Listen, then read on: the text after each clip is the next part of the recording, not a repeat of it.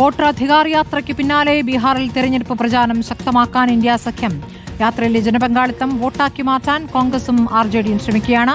തെരഞ്ഞെടുപ്പ് അട്ടിമറി ആരോപണം ബീഹാറിൽ തെരഞ്ഞെടുപ്പ് പ്രചാരണ വിഷയമാക്കാൻ കഴിഞ്ഞുവെന്നാണ് നേതാക്കളുടെ വിലയിരുത്തൽ. വോട്ട് ചോറി വിഷയത്തിൽ സംസ്ഥാനത്ത് തുടർ പ്രതിഷേധ പരിപാടികളും സംഘടിപ്പിക്കുന്നുണ്ട്. അതിൽ പാലോട് ബീഹാറിൽ തുടരുന്നു. അതിൽ 13 ദിവസത്തെ യാത്രയിൽ വലിയ ജനപങ്കാളിത്തം, വലിയ ആത്മവിശ്വാസം ഇന്ത്യ സഖ്യത്തിന് ഉണ്ടായിട്ടുണ്ട്. അപ്പോൾ തിരഞ്ഞെടുപ്പിൽ അത് ഗുണം ചെയ്യുമെന്ന വിലയിരുത്തലാണോ? കോൺഗ്രസും RJDയും എന്തൊക്കെ തുടർ പരിപാടികൾക്കാണ് ആലോചന നടത്തുന്നത്? അതിൽ കഴിഞ്ഞ ദിവസം നമ്മൾ കണ്ടതാണ് സ്മൃതി, വലിയ ആൾക്കൂട്ടം, 10,000-കണക്കിന് ആളുകൾ രാഹുൽ ഗാന്ധിയുടെയും തേജസ്വി യാദവിന്റെയും വോട്ടർ അധികാർ യാത്രയിൽ ബീഹാറിലെ 110ഓളം നിയമസഭാ മണ്ഡലങ്ങളിൽ ഒത്തുകൂടിയത്. അത് സമാപന സമ്മേളനത്തിൽ ലക്ഷക്കണക്കിന് ആളുകൾ പങ്കെടുത്തു എന്നുള്ളതാണ് കോൺഗ്രസിന്റെ കണക്ക്. ഏതായാലും ആ ആൾക്കൂട്ടം ഒരു വോട്ടാക്കി മാറ്റുന്നത് എങ്ങനെയാണ്, നിയമസഭാ തെരഞ്ഞെടുപ്പിൽ അതെങ്ങനെ വിജയത്തിലേക്ക് എത്തിക്കാൻ കഴിയുമെന്നുള്ള ആലോചനകളും അതിനുള്ള ശ്രമവുമാണ് ഇന്ത്യ സഖ്യത്തിൽ നടക്കുന്നത്.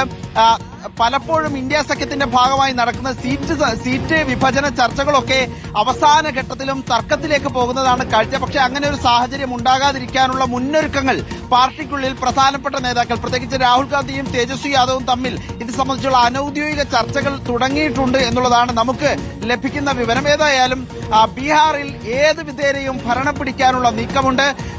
വോട്ടർ അധികാർ യാത്രയിലൂടെ, വോട്ട് ചോരി ആരോപണത്തിലൂടെ തെരഞ്ഞെടുപ്പിലെ പ്രചരണ വിഷയം നിശ്ചയിക്കാൻ പ്രതിപക്ഷത്തിന് കഴിഞ്ഞു എന്നാണ് നേതൃത്വം കരുതുന്നത്. ആ ഊർജവും ആ തരംഗവും മുന്നോട്ട് കൊണ്ടുപോകാൻ കഴിയുമെന്ന ആത്മവിശ്വാസവും നേതൃത്വം പ്രകടിപ്പിക്കുന്നു. സീറ്റ് വിഭജന ചർച്ചകൾ എത്രയും വേഗം പൂർത്തിയാക്കുക, ഒപ്പം തന്നെ വോട്ട് ചോരി ആരോപണം, ബീഹാറിലെ വോട്ടർ പട്ടികയിലെ പരിഷ്കരണം, അതിതീവ്ര പരിഷ്കരണത്തിനെതിരെയുള്ള പ്രതിഷേധം, തുടർ പ്രതിഷേധ പരിപാടികളും ഉടൻ തന്നെ ഇന്ത്യ സഖ്യം ബീഹാറിൽ പ്രഖ്യാപിക്കും എന്നുള്ളതാണ് മനസ്സിലാക്കാനും കഴിയുന്നത്. സ്മൃതി.